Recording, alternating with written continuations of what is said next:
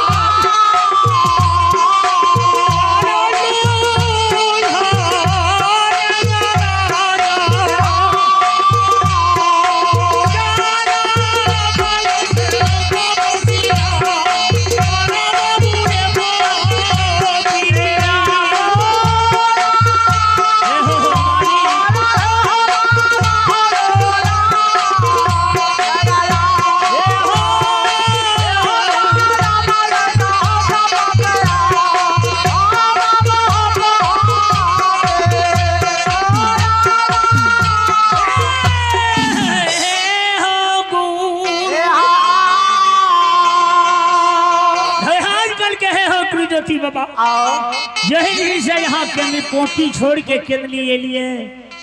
धर्म के नाम पोपी में उठ गए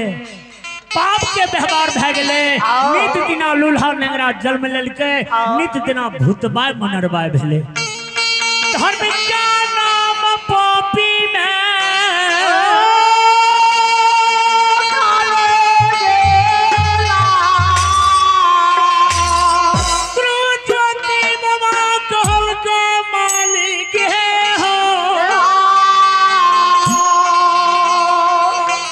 कोथिला बिसरल जोग ख्याल पर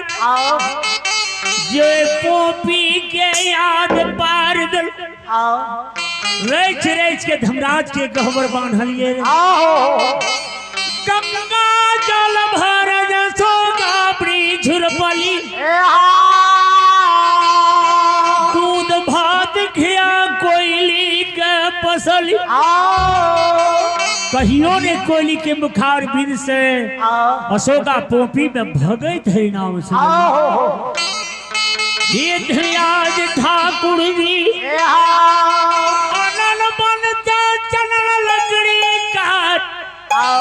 वृंदावन से बिटवास शहर बाजार पटना से रेशम डोरी खरीद राज राज का पोपी में धर्म के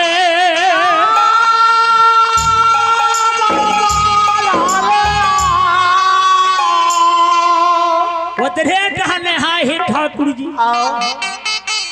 80 बरस क्या बुढ़िया माय क्या छोड़ दलिए मालिक है हो धनराज बाबा कौना करेगा जांघ का भरदा सती अबला घर में बैठा दलिए ये धनराज ठाकुर जी मालिक है हो